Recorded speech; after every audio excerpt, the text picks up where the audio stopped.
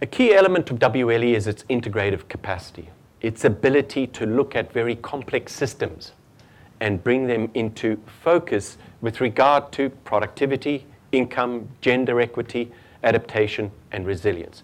So these are the 5 fundamental elements that we call our intermediate development outcomes that we're trying to shoot for.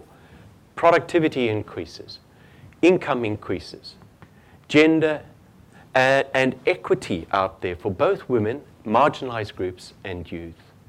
Adaptation. To exist into the future, you're going to have to be very nimble and flexible. And the last point there, resilience, is fundamental to sustainability.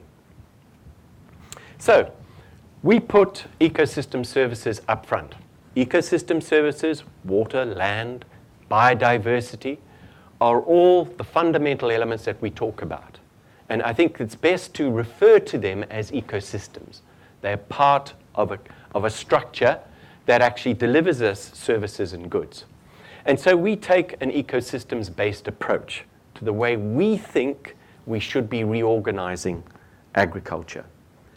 And I think this year, it's taken us almost 2 years to get to a point where we now have an ecosystem services and resilience framework that is the CRPs.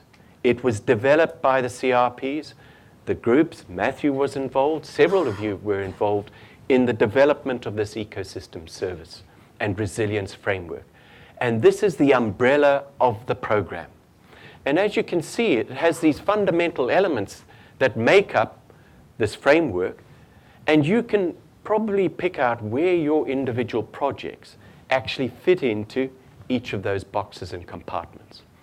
I would encourage you to go and have a look at the Ecosystem Services and Resilience Framework document that is on the website, and really go back and have a look at it, because really what we will be asking you to do as we move into the future is all of your projects, all of your activities will have to align into this construct.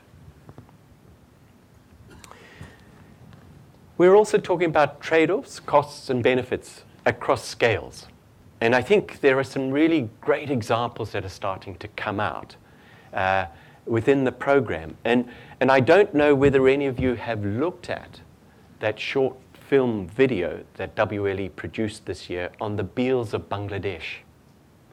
If you want to really get a very good picture of what an ecosystems approach is all about, have a look at that short video. It's only 10 minutes, but it can actually indicate to you what tremendous resource you have in natural systems and how natural systems can be used to benefit of the poor, but more importantly, the productivity gains are huge.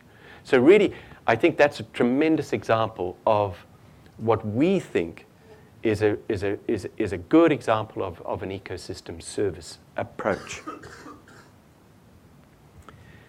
And again, nexus. We talk a lot about the nexus, the food, water, energy nexus, for example. And really, this is one of the strong points about this institution, EMI, is that if you just think about water, we cannot look at water in isolation in an agricultural context without effectively being rather blinkered in that view.